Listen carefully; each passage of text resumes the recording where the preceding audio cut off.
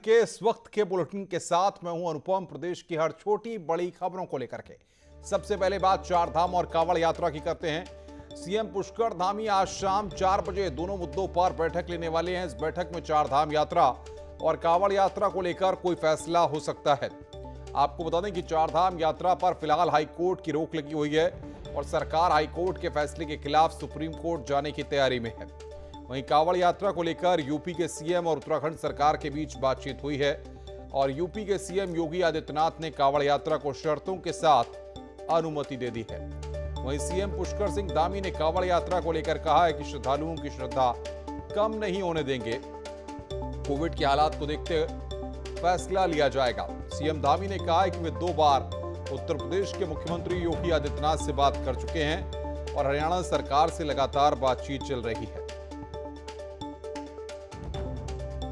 तो कोविड के हालात को देखते हुए यहां पर फैसला लिया जाएगा। शाम को 4 बजे यहां पर बैठक होनी है। इस बैठक में तय होगा कि आखिर कांवड़ यात्रा को लेकर सरकार क्या फैसला लेने वाली है। तो कांवड़ यात्रा पर आज देहरादून में फैसला लिया जाएगा। चारधाम और कांवड़ यात्रा को लेकर यह महत्वपूर्ण बैठक उत्तराखंड के मुख्यमंत्री पुष्कर सिंह धामी ने बुलाई है। इसमें कोविड के हालात को लेकर, क्योंकि इससे पहले पुष्कर सिंह धामी 2 बार उत्तर प्रदेश के मुख्यमंत्री योगी आदित्यनाथ से बातचीत कर चुके हैं और हरियाणा सरकार से लगातार उनकी बातचीत चल रही है। कांवड़ को लेकर जो है हम लोग आज शाम को मैंने उसकी बैठक रखी हुई है और 2 बार योगी आदित्यनाथ जी से मैं बात कर चुका हूँ इस बारे में और दोनों राज्यों में और बल्कि हरियाणा भी उसमें शामिल है। हमारा 3 राज्य उसमें सीधे सीधे शामिल हैं और हम किसी तरह से भी श्रद्धालुओं की श्रद्धा को कतई भी जो है कम नहीं होने देंगे। लेकिन उसके साथ साथ जो गाइडलाइंस हैं, जो चीज़ें हैं, उनका भी हमको ध्यान रखना पड़ेगा। दोनों चीज़ों के बीच में से रास्ता निकालने का काम करेंगे। कांवड़ यात्रा को लेकर स्वास्थ्य मंत्री धन सिंह रावत ने कहा है कि सैद्धांतिक तौर पर कांवड़ यात्रा को लेकर राज्य सरकार तैयार है, लेकिन कोविड के हालात को देखते हुए फैसला लिया जाएगा। साथ ही उत्तर प्रदेश, उत्तराखंड और हरियाणा सरकार के सीएम तीनों राज्यों के हालात को देखकर इस पर फैसला करेंगे। वहीं कांग्रेस के प्रदेश अध्यक्ष प्रीतम सिंह ने कहा है कि कांवड़ यात्रा पर सरकार को सोच समझकर फैसला करना चाहिए, क्योंकि इससे कोविड फैलने का खतरा हो सकता है।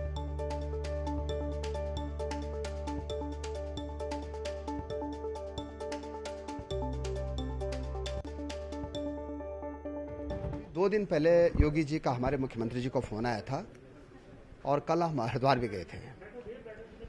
इसमें 3 बेसिक बातें हमको देखनी है कि सिद्धांततः तो हम चाहते हैं कि कांवड़ यात्रा होनी चाहिए, लेकिन कोविड कितने केस आते हैं, हमारी जो भारत सरकार की SOP है उसको भी देखना पड़ेगा और 3 राज्यों के साथ एक मीटिंग करनी पड़ेगी, उत्तर प्रदेश के साथ में, हरियाणा के साथ में और उत्तराखंड के साथ में, और तीनों मुख्यमंत्री इसमें जो है सारी परिस्थितियों को। अब कांवड़ यात्रा को शुरू करने के लिए उत्तर प्रदेश ने भी सहमति दे दी है, हरियाणा भी आप कह रहे सहमति देने का काम करने जा रहा है, या अन्य राज्य भी सहमति देंगे। लेकिन अंतोगत्वा कांवड़ यात्रा उत्तराखंड राज्य के अंदर जो है होनी है। कहीं ऐसा ना हो कि इस कांवड़ यात्रा के माध्यम से फिर से जो है पूरे देश के अंदर जो है वो कोरोना की महामारी फैले। उत्तराखंड के ऊर्जा मंत्री ने एक बड़ा फैसला किया है। इसके तहत कृषि, उद्यान और डेयरी से जुड़े उद्योगों को अब कॉमर्शियल के बजाय डोमेस्टिक बिजली के कनेक्शन के बिल लिए जाएंगे। ऊर्जा मंत्री अरग सिंह रावत का कहना है कि इस फैसले से स्वरोजगार को बढ़ावा मिलेगा और युवाओं को रोजगार के साथ ही लोगों को महंगाई से राहत मिलेगी।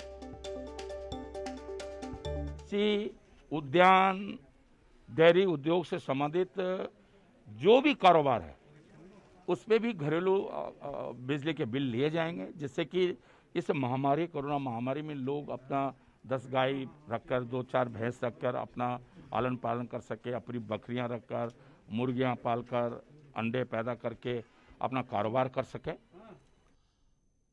ऊर्जा मंत्री अरग सिंह रावत ने जनता को बड़ी सौगात दी है। बिजली बिल को लेकर अरग सिंह ने ऐलान करते हुए घरेलू उपभोक्ताओं को 100 यूनिट तक फ्री बिजली देने की बात कही है। वहीं 200 यूनिट तक 50% सब्सिडी के साथ बिजली उपलब्ध कराने की तैयारी की गई है। साथ ही कोरोना महामारी को देखते हुए 31 अक्टूबर तक सरचार्ज माफ करने का ऐलान किया है। अरग सिंह रावत ने कहा है कि विभाग में खाली 4000 पदों को भी जल्द भरा जाएगा। वहीं फ्री बिजली को लेकर विभाग कैबिनेट में प्रस्ताव भेजेगा, जहां कैबिनेट से मोहर लगने के बाद लोगों को राहत मिलने की उम्मीद है।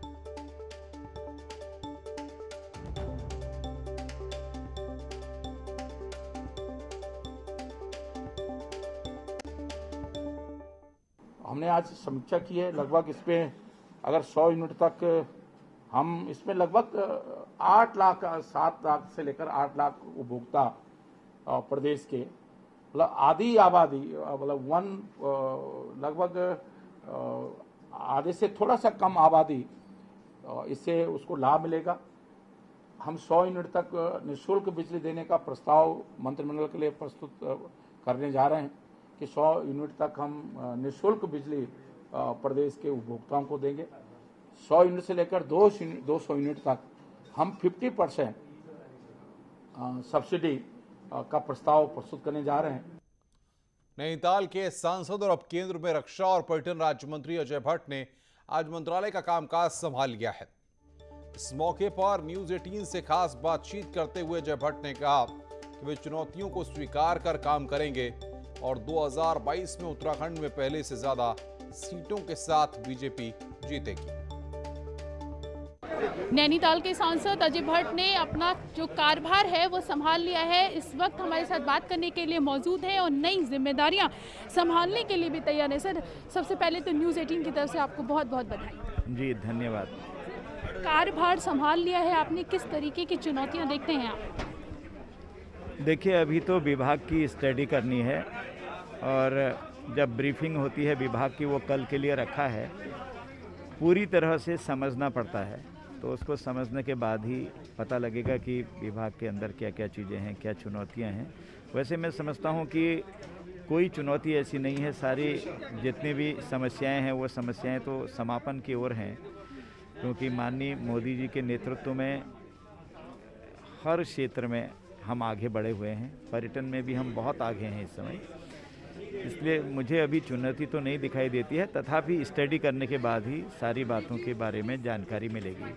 आप लोगों को यहाँ पे कई जो नए मंत्री हैं, जो विधायक हैं, उनको चार्ज दिया गया है, लेकिन कई लोगों की छुट्टियां भी हो गई हैं। अगर मैं आपके उत्तराखंड की बात करूं तो उत्तराखंड में आप इकलौते ऐसे हैं सांसद जिनको चार्ज दिया गया। हालांकि उत्तराखंड के जो मंत्री थे निशंक जी, उनको हटा दिया गया। उसको किस तरीके से देखते हैं आप? देखिए, ये मेरा विषय नहीं है, इसलिए इस पर कोई टिप्पणी करना उचित नहीं है।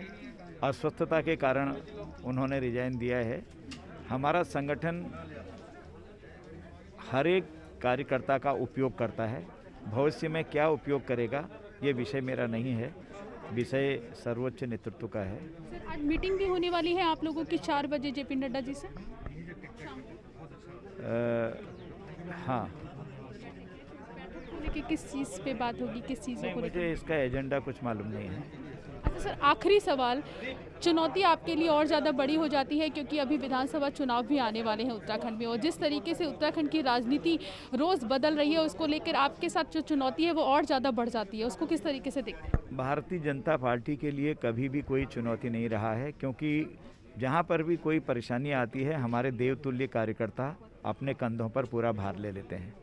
इसलिए कहीं कोई चुनौती नहीं है। हम 2022 में पहले से भी ज़्यादा सीटें लाने वाले हैं। दोबारा वहाँ की जनता हमको सेवा करने का अवसर देने वाली है। बात करने के लिए कैमरा पर्सन अनिल के साथ प्रीति श्रीवास्तव, न्यूज़ 18 दिल्ली।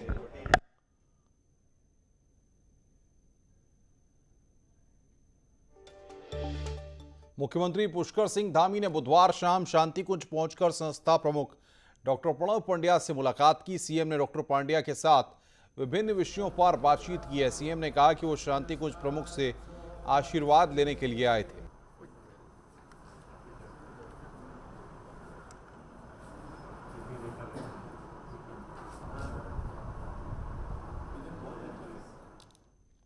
मुख्यमंत्री पुष्कर सिंह धामी ने अधिकारियों को अपनी कार्यशैली सुधारने की हिदायत दी है, लेकिन अधिकारियों पर इसका असर होता नजर नहीं आ रहा।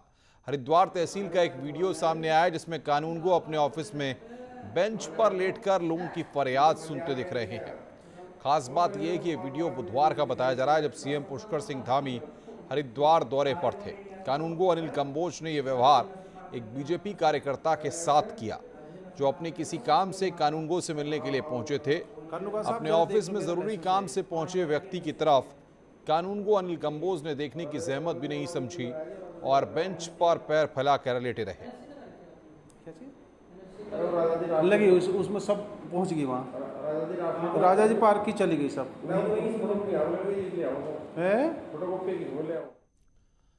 पिथौरागढ़ के धारचूला में मोटर पुल भारी बारिश के चलते बह गया, जिसमें दारमा, व्यास और चौदास घाटी के करीब 50 से ज्यादा गांवों का संपर्क टूट गया है। साथ ही चीन और नेपाल बॉर्डर की सुरक्षा में तैनात आईटीबीपी और एसएसबी के साथ सेना के जवान भी कैद होकर रह गए हैं। पुल टूटने से रोजमर्रा का सामान पहुंचाने में भी काफी दिक्कतें पेश आ रही हैं।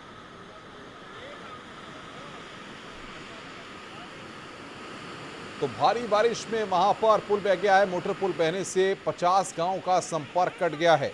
सेना के जवान भी वहां पर फंसे हुए हैं। ये एक्सक्लूसिव तस्वीरें इस वक्त हम आपकी स्क्रीन पर आपको दिखा रहे हैं, किस तरीके की स्थिति वहां पर बनी है। भारी बारिश वहां पर हुई है, जिसके चलते गांव का संपर्क पूरी तरह से कट गया है। सेना के जवान भी वहां पर फंसे हुए हैं। मोटर पुल टूटने से वहां पर लोग फंसे हैं। ये तस्वीरें एक्सक्लूसिव आपकी स्क्रीन पर हम आपको दिखा रहे हैं, किस तरीके से लोग वहां पर फंसे हुए हैं, जिनको रेस्क्यू करने के लिए वहां पर प्रयास किए जा रहे हैं। मोटर पुल टूटा है, इसकी वजह से वहां पर ये लोग फंसे हुए हैं। लोग मोबाइल से वहां पर वीडियो बना रहे हैं, लेकिन आप पानी का तेज बहाव देख सकते हैं, जिस तरीके से लगातार भारी बारिश हुई है।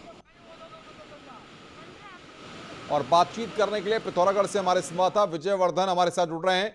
विजय, इस वक्त क्या स्थिति है और कितने लोग वहां पर अभी फंसे हुए हैं?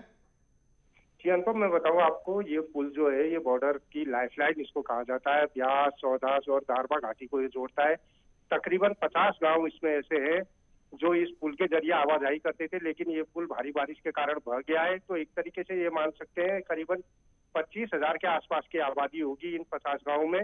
इसके अलावा जो बॉर्डर में आईटीबीपी है, एसएसबी है, ये सेना के जवान है, उनकी आवाजाही भी ठप हो गई है और उनको जो जरूरी सामान पहुंचाया जाता है वो भी बंद हो गया है। एक तरीके से ये कह सकते हैं कि इस पुल के टूटने से बॉर्डर शेष दुनिया से पूरी तरीके से कट चुका है। जी विजय, क्या प्रशासन की तरफ से जो लोग फंसे हुए हैं या सेना के जवान जो फंसे हुए हैं उनको सुरक्षित जगहों पर पहुंचाया गया है?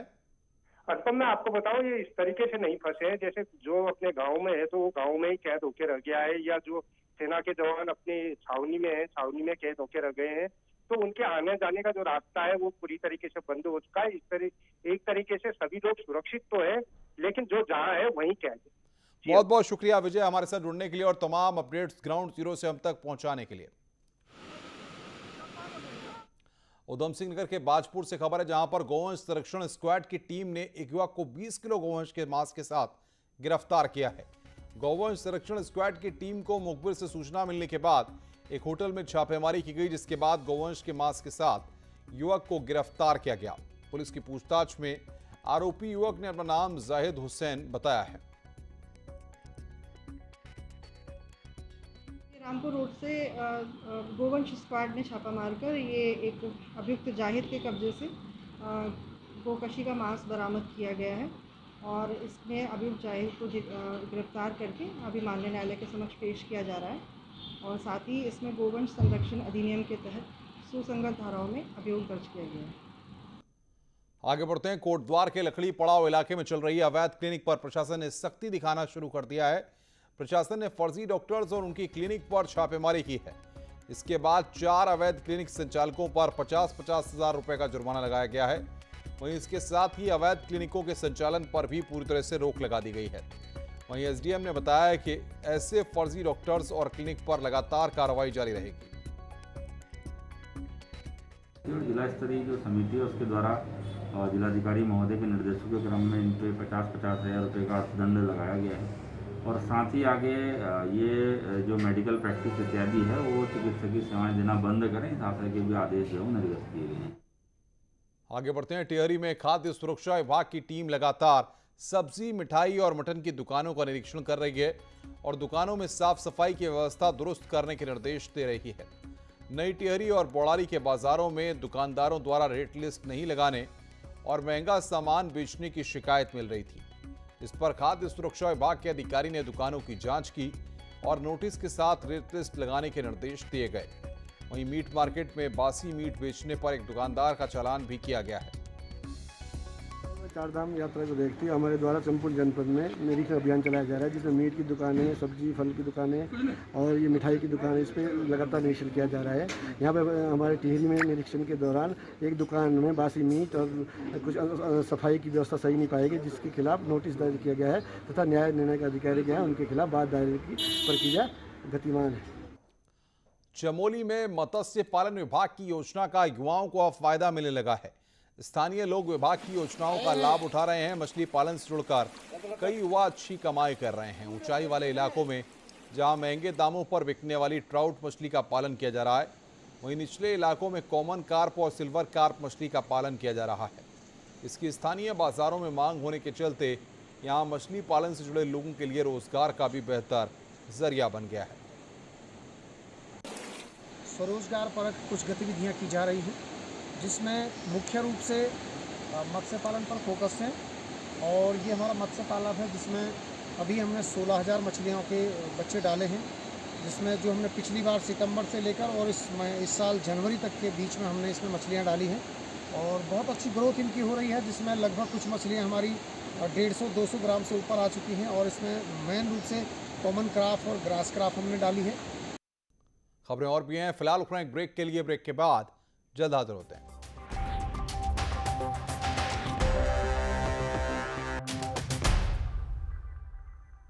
देहरादून में सीएम पुष्कर धामी ने शौर्य स्थल पर जाकर शहीदों को श्रद्धांजलि दी। इस मौके पर उन्होंने कहा कि जल्द ही सैन्य धाम बनाया जाएगा और सितंबर में राज्य में सैनिक सम्मान यात्रा निकाली जाएगी। आज भी मैं जब यहाँ पर आया, क्योंकि मैं स्वयं एक सैनिक का पुत्र हूँ और मैं जानता हूँ कि एक सैनिक के जीवन में किस प्रकार की कठिनाइयाँ होती हैं। निश्चित रूप से जिन्होंने हमारे देश के लिए अपने प्राणों का बलिदान कर दिया, उनको हम बहुत कुछ दे नहीं सकते हैं, लेकिन अपनी स्मृतियों में लाएं और आगे आने वाली जो हमारी पीढ़ियाँ हैं उनका अनुसरण करें। उसको लेकर प्रधानमंत्री नरेंद्र मोदी जी ने जो उत्तराखंड के अंदर सैन्य धाम बनाने की घोषणा की है, वो सैन्य धाम हम जल्दी बनाने वाले हैं। हमारे सैनिक कल्याण मंत्री गणेश जोशी जी यहाँ पर हैं। साथ में हम यहाँ पर सैनिकों के सम्मान में सितंबर माह से पूरे प्रांत के अंदर सैनिक सम्मान यात्रा भी निकालने वाले हैं। टिहरी झील मेगा प्रोजेक्ट के तहत अब बल्डियाना मोटाना रोपवे को पर्यटन सर्किट से जोड़ने की तैयारी की जा रही है। करीब 4 साल से बंद इस रोपवे के शुरू होने से टिहरी झील के आसपास के लोगों को इसका लाभ मिलेगा, साथ ही पर्यटन गतिविधियां भी बढ़ेंगी। मेगा प्रोजेक्ट के तहत करीब 1200 करोड़ से टिहरी झील के आसपास पर्यटन की गतिविधियों का विकास किया जाएगा। रोपवे का क्योंकि यूटीडीबी की एक टीम आई थी जो कि यहाँ पर चिन्हित कर रही थी प्रपोजल्स, तो हमने उनको, क्योंकि ये रोपवे बंद था और हमारी जानकारी में था, तो हमने उनको ये बताया था कि इस रोपवे को भी वो शामिल कर सकते हैं अपने प्रोजेक्ट में, जो 1200 करोड़ का प्रोजेक्ट बन रहा है टिहरी झील पर। पिछले दिनों हुई बारिश ने नैनी झील को पानी से लबालब कर दिया है। मई जून में हुई बारिश के चलते नैनी झील का जलस्तर काफी बढ़ गया है और अगर इसी तरह बारिश होती रही तो अगस्त में ये झील पूरी तरह भर जाएगी। आपको बता दें कि नैनी की प्रसिद्ध नैनी झील का पानी पेयजल के तौर पर भी होता है। सिंचाई विभाग भी नैनी झील के मेंटेनेंस को लेकर सतर्क हो गया है। और जून के महीने में मानसूनी वर्षा का भी इसमें काफ़ी हाथ है और उम्मीद है कि इस साल अगस्त लास्ट तक हमारी झील 12 फुट के लेवल पर आ जाएगी। खबरों का सिलसिला लगातार जारी है। फिलहाल इस बुलेटिन में इतना ही। नमस्कार।